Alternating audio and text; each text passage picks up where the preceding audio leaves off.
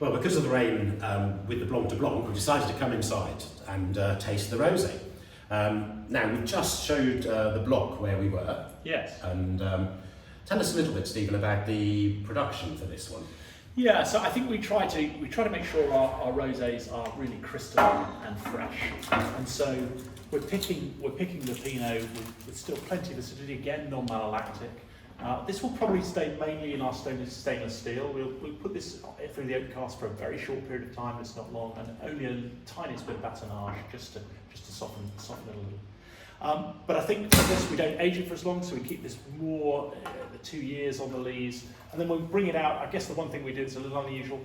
With all our wines, we always put back exactly the same wine in the dosage liqueurs as the wine it was originally made from, which is a little unusual. But we also with this wine we jet it with a little jet of nitrogen to release a little bit of carbon dioxide into the headspace to get in a little less oxygen exposure, try and keep that colour, keep the freshness. And in fact, about half the oxygen any of our wines would ever see is at disgorging. And so if you are using a jetting technology to allow you just to prevent oxygen absorption at that point, you can make quite a difference. We don't do that with all our wines. Lots of wines that are going to age for a long time are quite comfortable with the oxygen playing its role over time. But in our roses, we like to keep them fresh and crisp. I like that. That's so interesting. I wasn't aware of that, but I think with rosé particularly, colour is so important. Yes. And that sort of dullish colour a rosé takes on as it ages just isn't that attractive. No, that's and right. So it's People love that fresh pink colour. It's part of summer. There are times in this winery, in the peak summer months, you think we only make and sell rosés. They really are very, very popular. Now, you made 3 rosés. We did. We made 3 in this vintage. Okay. And typically we make at least 2, at least a bled rosé and a more traditionally made rosé. This being the more traditional version. Now, this one has more Chardonnay. Yeah, we wanted to experiment. We had some very ripe Chardonnay in 18, and we wanted to really experiment with that in our rosés. So this has 40% Chardonnay, which is high for a rosé. Very little base wine, only about 5% of very concentrated base wine. And the rosé is that bit again here. It is, yeah, that's right. Okay. Yeah. So at the top of the hill, you can see the Chardonnay, and then at the back out here is the Pinot Noir. How you? It's a fabulous nose, isn't it? I didn't even need to swirl it, and I just raised the glass to my nose. It was there. Fabulous rosé. There's some beautiful, pure sun-fruit. soft, yes, those soft, juicy, isn't it? Well, that's right, bringing out all those lovely strawberries and raspberries, those scents of summer, a little bit of florality to it as well. We get this paired with all those classic summer desserts all the time, all the Eton messes and pavlovas and strawberries, and this has appeared at Wimbledon and lots of those familiar spots. The Henley Regatta is perfect for those afternoons. And a portion of this is barrel fermented, or? No, really, we only spend a little time in those large 22 hectolitre oak casks, but it really is a couple of weeks. It's delicious. There's no rough edges, are there? It's lovely actually tasting this and the Blanc de Blanc side by side. Mm-hmm. The Blanc de Blanc has still got a bit of an edge. Yes. A bit of an attitude to it.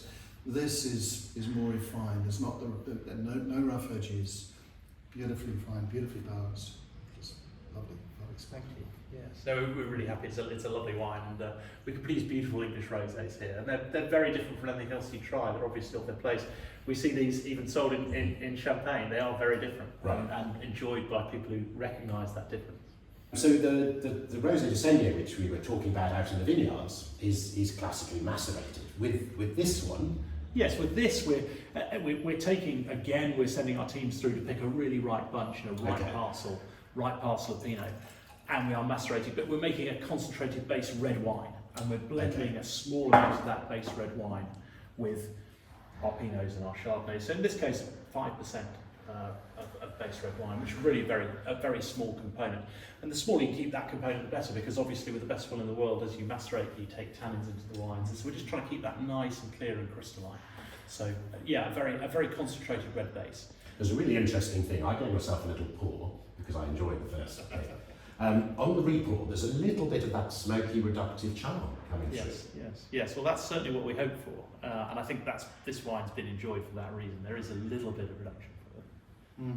Really nicely integrated fizz, and yet, from what I understand, actually the pressure in this is slightly higher than it is in the Blanc de Blanc. It is, in fact, yes. We tend to lower the pressures a little bit more with Chardonnay than with Pinots. I think the Pinots can take that slightly livelier acidity, whereas I think our Chardonnays benefit from having a little more rounded nature from a slightly lower pressure brought about in the second fermentations. Brilliant. Well, I hope you've enjoyed our quick visit to 100 Hills here. Stephen, thank you very much. You're very welcome, Nick, as always. Both for the vineyard and for tasting. Richard, thank you. I thought you did brilliant. On the 1 in 2 slope, I thought you did brilliant. So, thank you, John. Well, cheers. Lovely to see you. Look forward to seeing you again. The sunshine has come back out. Bit of sunshine. Cheers, everybody.